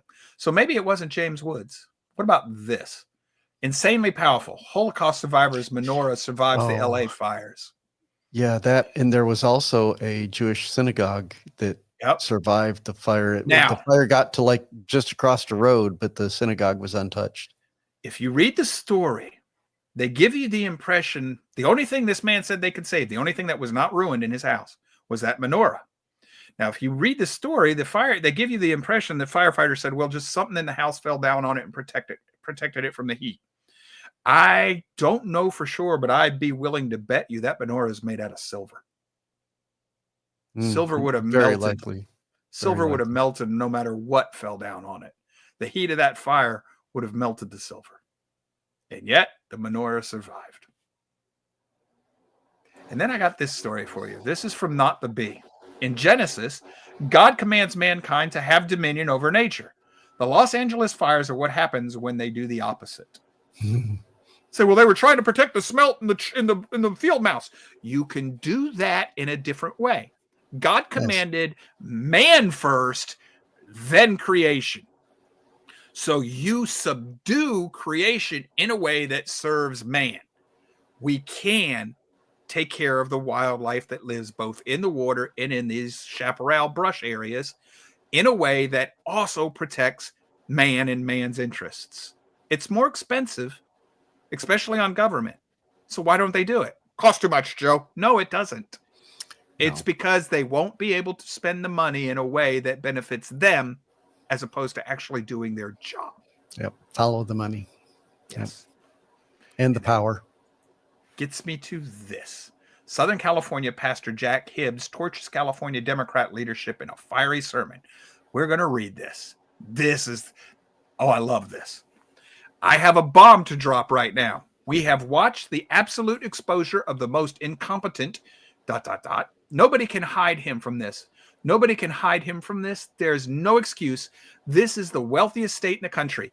We pay the most in taxes, the most for gas, the most for electricity, you name it. If it's in California, we pay the most for it. Why? Because of our government. Why? Because of the things Sacramento does. Because they can. The flag of this state is an absolute abject lie. The flag says California Republic. It is not. A republic is where the people decide and have their way. What has happened to California? Prove me wrong. I challenge you today, if you don't like what I'm about to say, California has been an unmitigated Democratic control, 100% power control. Yes, they have for at least 30 years. A Democrat supermajority. What does that mean? It means nobody can oppose their decision making. Now, you've got a situation where a catastrophe came and billions of dollars you and I gave were diverted to other woke, stupid Democrat projects. That's not hyperbole. It is a fact. He's true. He's correct. It's true. You don't like it? Change your party. If you don't like it, change something. I'm upset and angry, and it's the right kind of anger. Let me tell you this. When you open up a fire hydrant and nothing comes out, and Joe Biden says it's because we need electricity, it's outrageous. It was turned off for the fire hydrant to work. I don't get this. Oh, the electricity, I guess. In some cases, that might be true. If the fire hydrants are on top of a mountain, you need a motor to drive the water up. But that's extremely rare. And it wasn't the case in these fires. Bad management, horrific politicians who took your money and took trips, like Karen Bass, the mayor of Los Angeles. She decided to go to Africa the week of the fires on a little trip that you paid for. She was really put out when she was told to come home. It didn't look good. It looked very bad. You've got Gavin Newsom flying down here, then laughing it up as command center while being caught on tape. Quick rabbit, he also got caught on video faking a phone call to Biden to get one of his constituents to leave him alone so he didn't have to confront her after she'd lost her house. Continue with the preacher. All this while he spends millions, probably your dollars, to buy himself a new house. It's time to replace the leadership in California. You don't need any more examples. These fires could have been stopped. We're in California. We have the Santa Ana winds. Southern California is predominantly arid. We know this. We've known this for hundreds and hundreds of years. But let me ask you something. What have we done to strengthen the infrastructure of our water system? Answer, nothing. We've done that the exact opposite. We have built homes, but the system that's in place now was built when California had half its current population. We never beefed up our reservoirs, never built new dams, never held on to water because Gavin Newsom, Jerry Brown, Dianne Feinstein, Barbara Boxer, and Nancy Pelosi thought it was a great idea to send water out into the ocean. I reached out to a particular man who can do something about it, and I said, guess what? I spent a lot of time in Israel. Israel is a water-independent nation, and Israel draws water from the Mediterranean. Why don't you run for governor and build desalination plants in California? If Israel can do it, we can do it. Let's make California a water-independent state. We've got the biggest water supply of the coast off the coast of California, and we can build systems to use it. We can learn from the Romans. We can learn from Israel. California never has to worry again. I don't think I have the video, but I was so mad when I saw an LA County firefighter running over to a dripping, broken faucet from someone's house with what looked like a potted plant holder. He waited for it to fill up, then ran about 60 feet to where a house was on fire and poured 2 gallons of water on it. I thought, this is a third world state. It's unacceptable. Either fix it or give us our money back. That's the type of sermon that should be coming out of the pulpit of every believing church right now. And if you're in those pews and you continue to vote for the parties that do these things, do not call yourself by the Lord's name, because you're not a disciple. You're not. You're not. You can call yourself whatever you want. You're not a disciple. Joe, you're not supposed to judge. Have you read the rest of the passage so that when you judge rightly? And how am I going to know you, whether or not you're a disciple? By your fruit. What you do. If you vote for people who take from one to feed another, or who overtax and then take the money to feed themselves rather than to do their job, you are smacking the crosshairs of Isaiah's condemnation of the kingdom. Yahweh's kingdom at the time, because that's how their government was working. It was corrupt. You're not supposed to tell me that that person's rich enough to afford it, because that's the violation of a commandment. You're coveting your neighbor's stuff. Scripture says, don't worry about it. That might be all the reward that person's ever going to get. You don't know your scriptures. So you run around judging wrongly and then accuse people who judge correctly, or at least in this particular case. What happened in California was totally predictable. It's been happening for as long as man's been around. That's how that area of the world works. The fires are part of the natural ecology. The chaparral, it all works. It works together. Yahweh made it to work that way. Everything in that area is designed. So if you're going to live in that area, you have to build according to what the conditions you're in are going to, what that's going to place on you. Deal with it. If every house had metal roofs with a water line down the center, running the water down the different veins of the roof planes, and then the water dripped onto, hip roofs, so it's going to go in every direction, and then that water ran down onto the ground around your house. Just don't put drains on there. Let the water drip right off the eaves on purpose. Easy peasy, baby.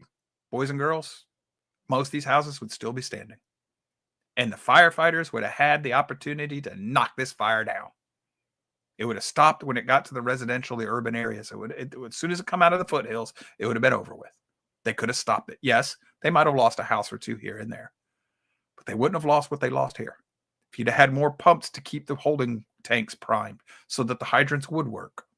If you had more airplanes, they're buying huge helicopters. They're what they call Firehawks, Black Hawk helicopters turned into firefighting helicopters. They work. You need a few of them, yes, for smaller fires.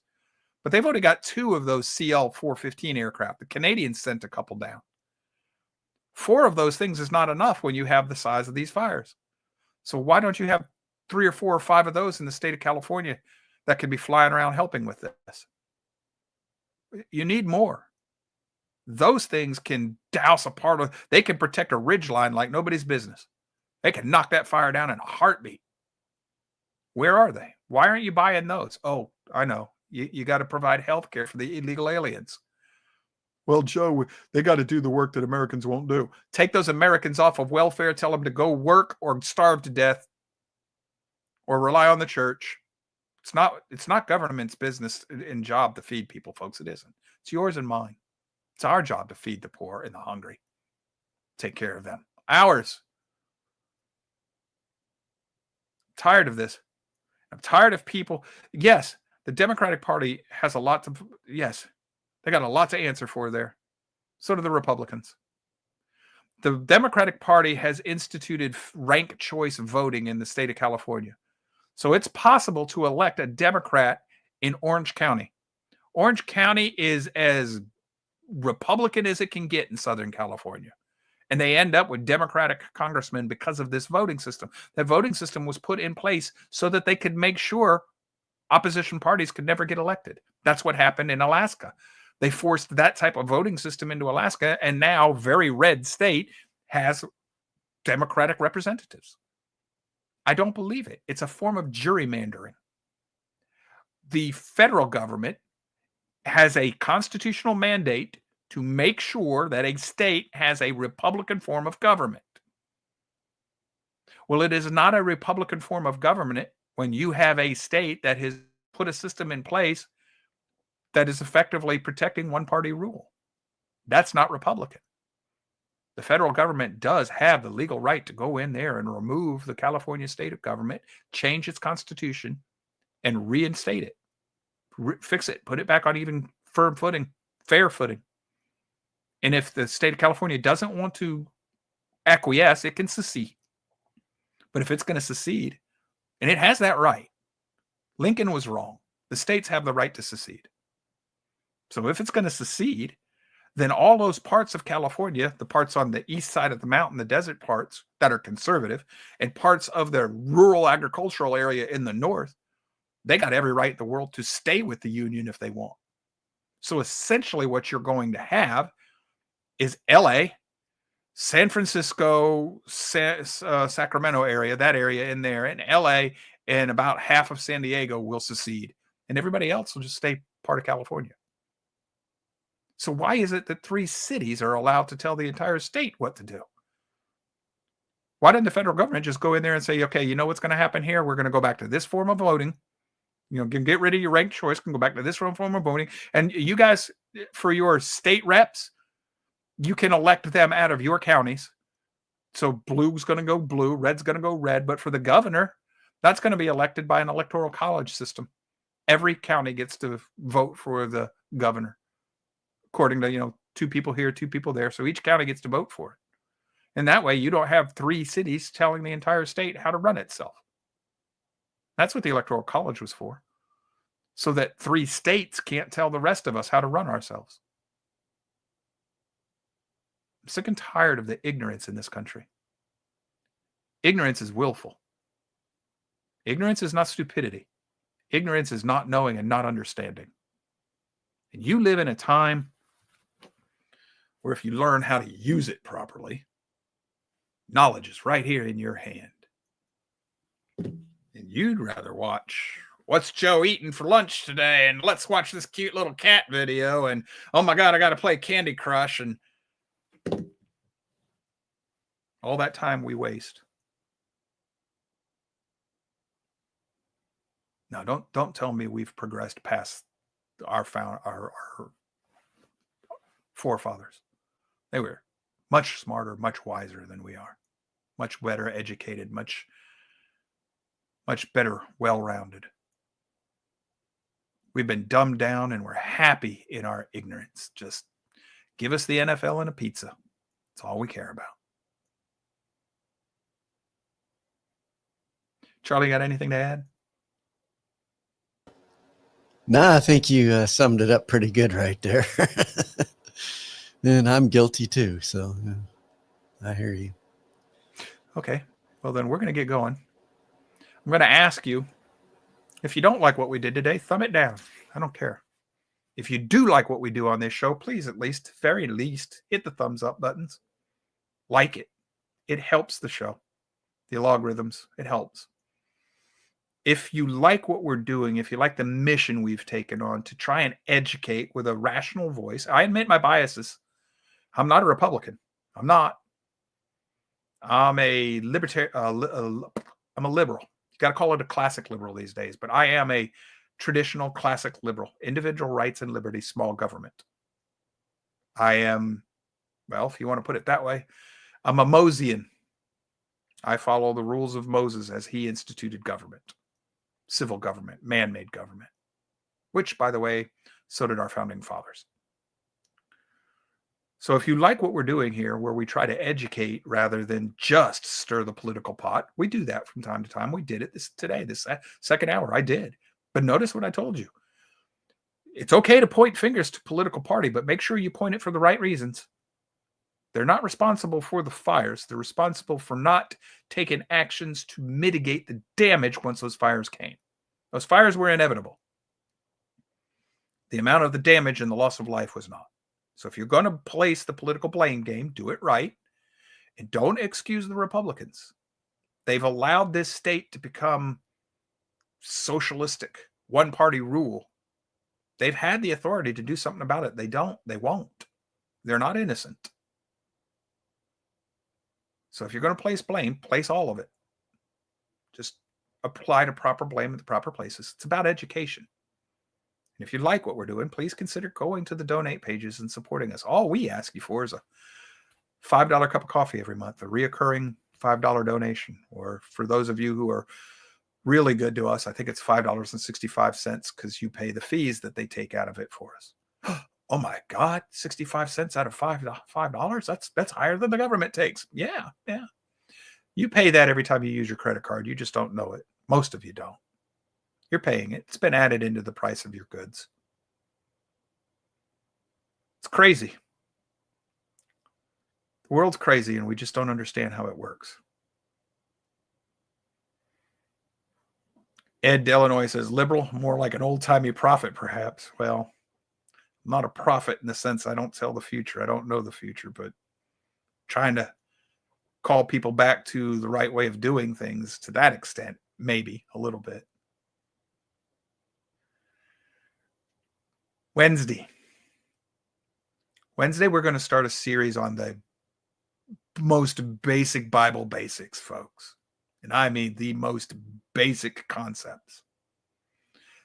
We're not going to go over no, we're even going to do that. We are going to start at the very most. We're going to start some on some apologetics, but it's also going to be mixed with some Bible basics. And I'm going to start providing you with information in PDF forms that a lot of you are maybe going to want to print off and keep handy until you learn it by heart. If you've got folks who have struggled with the Bible, Wednesday starts a series that you might want to ask them to watch, or send the show to them and ask them to watch. It's not a book of mysticism. It's not mythology. It's real. It can be tested. It can be proven. You can even use science on it. Real science. You can use logic on it. It will hold up to all of those. No, I haven't. John Quest is asking me if I've ever listened to Kim Clement prophecies. I no longer listen to anybody who claims to have new prophecies of the future. They may be, it may exist, but I think that in my opinion, from what I've read of the scriptures, the apostles were the last prophets in that type. Forecasting the future is not so hard. You do it all the time with your studies of the past. Yeah, but that's not forecasting the future, Mr. Delanoy. That's just doing the math. That's knowing human nature, what's happened before, and just applying it to where we're at, seeing it come in the future. And that's not revelation, where God has to tell you what's happening. That's just being honest with yourself, which we try to do here all the time as best we can. So we're going to get going. We'll see you on Wednesday. I'm not quite sure exactly where I'll start. I'll have to talk to Charlie about that and Natasha, but it will be very basics. And we'll go from there. And I'm going to stay with it until he pulls me off. Because I think we're in a time where a lot of people are searching and they know they're missing something and they're running into false teachers, bad teachers, bad ideas that will lead them down the wrong path to destruction. And they think they're found and saved as they go.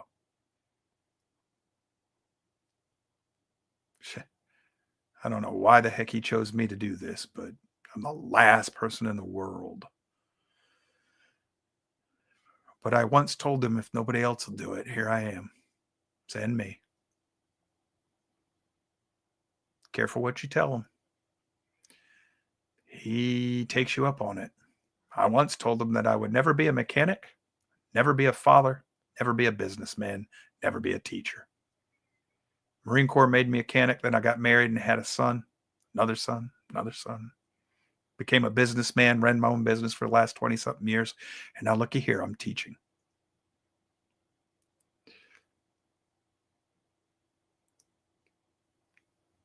Yahweh has a sense of humor.